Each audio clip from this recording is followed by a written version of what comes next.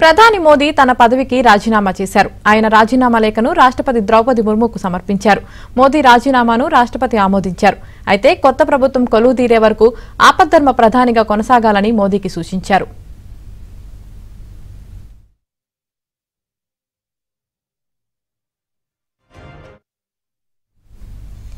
NDA సర్కార్ మరోసారి కేంద్ర ప్రభుత్వ పగ్గాలు చేపట్టబోతుంది. నరేంద్ర మోదీ మరోసారి ప్రధానిగా బాధ్యతలు స్వీకరించబోతున్నారు.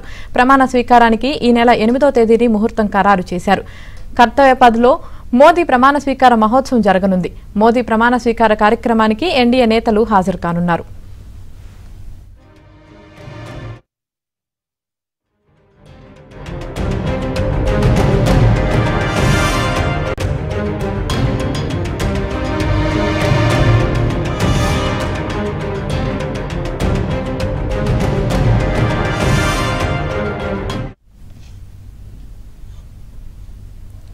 లోక్సభ ఎన్నికల్లో ఎన్డీఏ 292 సీట్లు సాధించి మెజార్టీ మార్క్ దాటింది.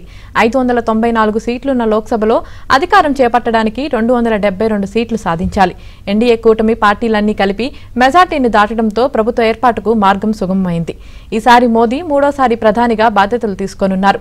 ఈ నేపథ్యంలో మోదీ 2.0 కేబినెట్ భేటీ కాసేపటి క్రితం ముగిసింది.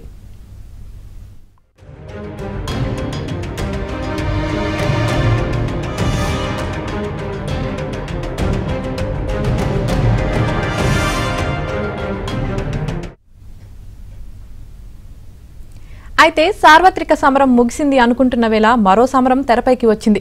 అదే బీజేపీ సొంతంగా మెజార్టీ మార్క్ చేరుకోకపోవడం. ప్రధాని మోదీ చరిష్మా మరోసారి మ్యాజిక్ చేస్తుందనుకున్న బీజేపీ నేతలకు ఇది మింగుడు పట్టం లేదు. ఈ నేపథ్యంలో ఇవాళ సాయంత్రం 4 గంటలకు ప్రధాని నివాసంలో ఎన్డీఏ నేతలు భేటీ అయ్యారు. అనంతరం ఎన్డీఏ కూటమి నేతలు రాష్ట్రపతిని కలవనున్నారు.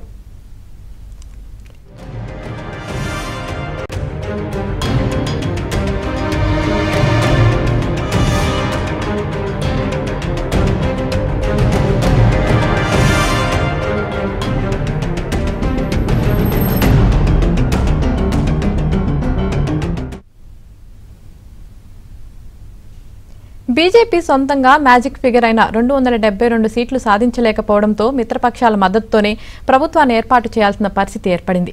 అయితే టీడీపీకి 16, జేడీయూకి 12 సీట్లు రావడంతో సమావేశంలో టీడీపీ అధినేత చంద్రబాబు, జేడీయూ చీఫ్ నితీష్ కీలకం కానున్నారు.